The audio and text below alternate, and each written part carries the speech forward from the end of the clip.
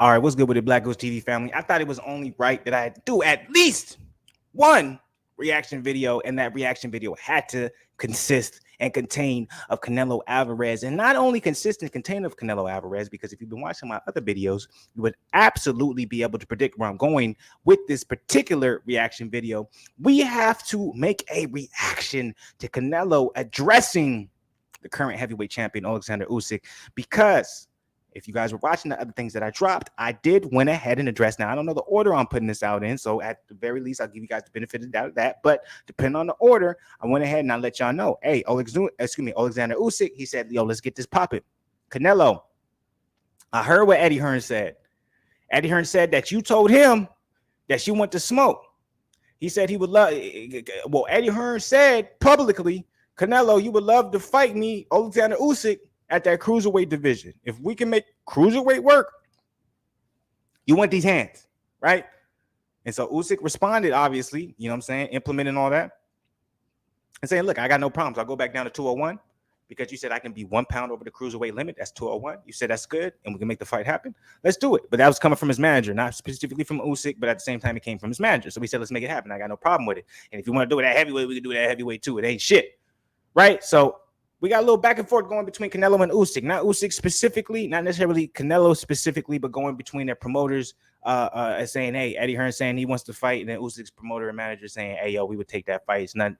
But now we have a little something coming from Canelo. Now, you know, when it comes to most of these reaction videos, when it comes to titles at the hand, a lot of times, especially something, you know, as important as this, as big as this, it's really only addressed for like 2 seconds, 3 seconds, right? Something like really, really quick, right? It's nothing that you can really, you know, hold your hat on and say, okay, hey, it's gonna happen. Like, he was really serious about that. So I'm not going to gas it. I'm not going to gaslight it. I'm not going to overhype it, but I am very interested to see how Canelo addresses. You know what I'm saying? Look at his eyes, look at his body language. I'm not a body language expert, but goddamn it, we're going to be body language experts tonight. So let's go ahead and get to this reaction video. Let's see how Canelo responds to Oleksandr Usyk saying, hey, I want that fight. Eddie Hearn says, you want it? I want it. I ain't scared of it. We can do it at cruiserweight or we can do it at heavyweight. What's your choice?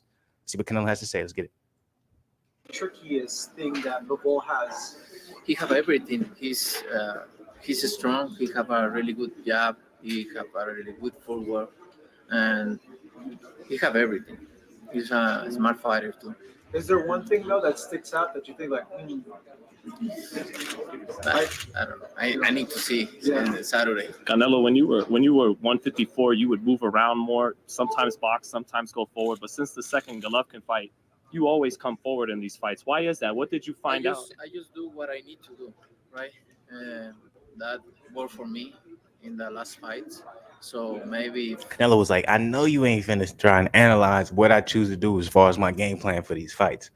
Nigga, ain't it about I stopped doing something. It's about I had to do what was necessary for the opponent I was fighting. So obviously the matchups and the styles I've been fighting, it had nothing to do with how I used to fight. I can't fight like that no more. I had to come forward, nigga. That's what he's saying. He's like, you can tell his face right here. He's like, man, nigga, why are you asking me a stupid ass question like that? Acting like I still don't got them things and tools, you know what I'm saying? Or them tools in the toolbox, you feel me? But that worked for me in the last fight. It was actually Sugar Ray Robinson's birthday yesterday. You know, he created Pound for Pound. Any thoughts on him and carrying, you know, the legacy forward of Pound for Pound and what it means? Yeah, I watched like 2 or 3 fights from Sugar Ray Robinson, and he was a really good fighter. And I'm really happy to be. That's wild, right? Like, this is real quick. This is me kind of putting this in my own input. Someone as great as Canelo, and obviously he probably has, you know, fighters that he watched and mimicked, but someone who is literally a legend in the sport like Sugar Ray, and he said, I've watched like 2 or 3, and he was a really great fighter. That goes to show you guys, and I don't want to make this about this, but that goes to show, live your life for yourself. What you feel like is great, no one else is really going to consider it that, because they're always going to be on their own journey. You might get the acknowledgement, you might get compliments, but at the end of the day, when you come across most motherfuckers, especially at a certain age, they are on their own journey to make sure that shit is okay in their life. So a lot of the things you do is going to be overlooked. So that doesn't mean to stop. That doesn't mean not to continue to do it. That doesn't mean not to continue to do it at your full strength. You just have to understand that's just the life we live in. Everyone is burdened with whatever shit they have to deal with and have to try to make the most of it, right? And that's why we are so in awe of these athletes where, you know, they can do something for 10 years, 12 years straight and not be recognized. And then when they're finally recognized on the 15th year, we're like, wow, they were doing it before anyway. Like, that's why we're in admiration of them, because a lot of people, they want the gifts before the actual hard work is put in. You got to understand, your gifts are so momentary. Gifts a lot of times make you relaxed, make you not want to continue to achieve your goals. You shouldn't be striving for gifts. You should be striving for completing your accomplishments. Your gifts should come from, hey, I just actually achieved the goal I was trying to achieve for the last 5 years, and now I need to go ahead and make a new one, right? One of the things he made for boxing, right? One per one. So where does the challenge of Dimitri Bivol rank in your career? Canelo didn't know what he was talking about Sugar Ray. He was like, I'm just going to say some generic ass shit. Respectfully. I don't mean that disrespectfully.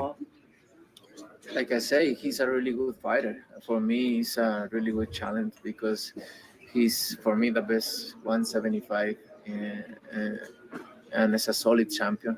He's a really good boxer and it's a challenge for me. So we know how much you love to challenge yourself. We saw Eddie Hearn's comments. You said you'd move up to 1 pound over the cruiserweight limit to face Oleksandr Usyk.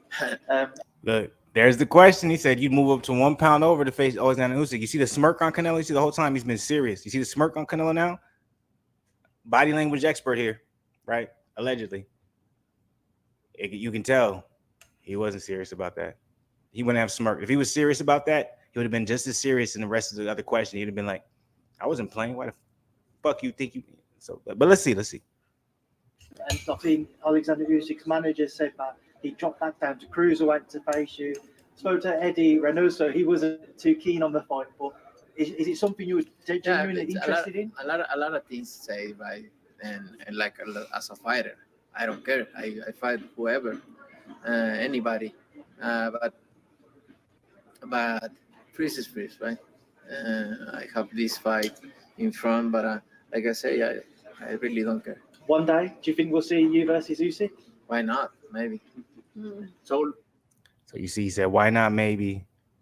But you guys got to understand, man, I'm not a body language expert. I'm not. But when a fighter really wants to fight, they're going to make it known, right?